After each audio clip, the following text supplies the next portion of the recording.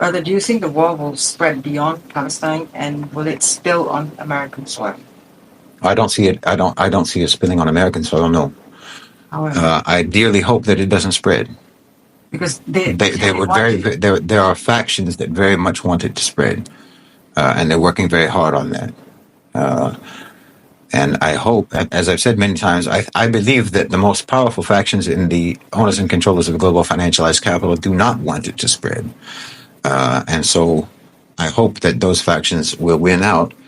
And I ideally hope that it doesn't spread. I think that, and I've said this, I think in the discussion group and elsewhere, I think that that Iran's response to the attack on their embassy or their consulate in Syria will probably be to mobilize their proxy armed organizations, armed groups, and so forth, like the ones in Iraq. Maybe Hezbollah, but maybe not so much Hezbollah because it's too close. And potentially the Houthis, but anyway, the Houthis are already active. So they might mobilize against Israel and have attacks against Israel, which they already have had. Now I saw something that says that I knew that the CIA director was going to go to Iran and talk to the Iranians in the wake of that attack on the embassy to try to reach some kind of an agreement. Now you'll remember before there was also a talk was it weeks or months ago now? I don't remember now. Where the United States approached Iran and asked them, I did a video about this, and told them, okay, we want to do an attack on your territory. Yes, yeah, we want to do a small attack on your territory, and just please don't respond. And of course, Iran said, no, obviously, if you attack our territory, it's an act of war, and we will respond to whoever is close enough for us to respond against, which would be obviously American naval vessels, probably in the Gulf, and potentially, and more likely, in fact, any of their assets in Iraq.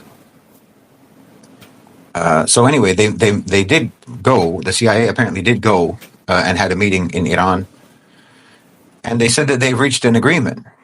I mean, this is reported. This has been reported, but I don't know, obviously, the validity or the authenticity of this report.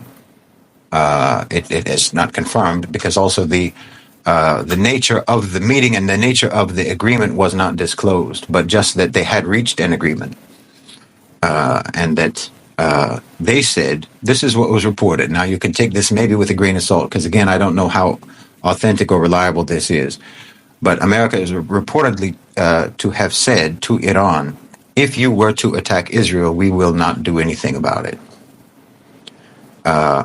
If there's any truth to that, I would interpret that to mean that we have reached the understanding that you agree to attack Israel using your proxies, so that there is not plausible deniability, but a buffer between your accountability, your direct accountability, Iran, and the attack, so that Israel still doesn't have a full justification for trying to launch a direct attack militarily against Iran.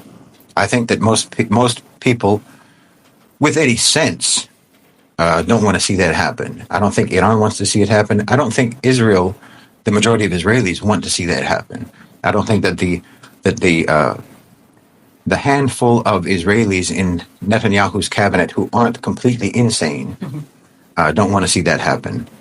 Netanyahu might want to see that happen because he is a complete psychopath and he's desperate right now because his political career is crumbling before his eyes and he can see his seat reserved for him at the criminal court at The Hague. And he can see that he has a very dismal future